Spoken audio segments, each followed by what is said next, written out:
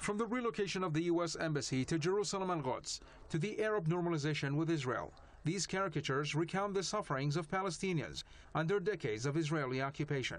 Dubbed Palestine is not alone, the Tehran-based exhibition showcases artworks submitted by 2,500 artists from over 60 countries. The exhibition is held online due to the coronavirus pandemic, but in 8 out of the 66 participating countries, the artworks are showcased in physical exhibitions. We have received works from countries as far as Brazil and Colombia, not to mention France, the UK, and many Muslim countries. The exhibition has a special section that highlights the Arab states' normalization of ties with Israel.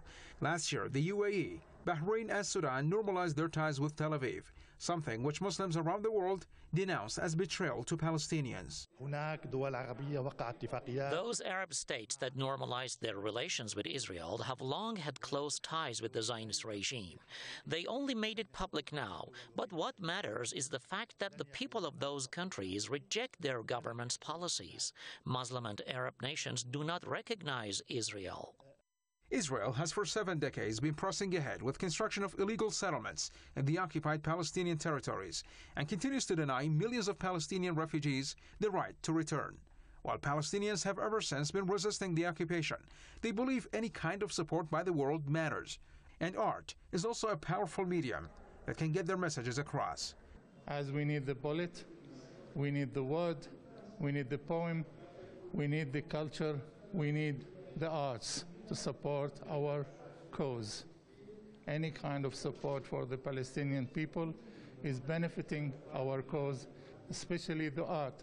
The art is a language that everybody can understand. So such exhibitions will give a good support to our people and will help us, inshallah, in the future to take back our rights from the Zionists. The expo comes days ahead of the International Quds Day, which falls on the last Friday of the fasting month of Ramadan and is marked annually with rallies.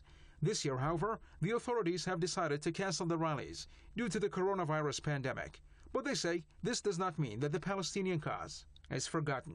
Each one of these cartoons highlights a different side of the Israeli occupation of Palestine, but all boil down to a single message, and that is, Palestine is not alone.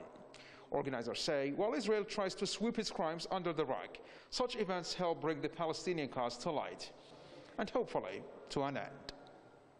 Yusuf Jalali, Press TV, Tehran.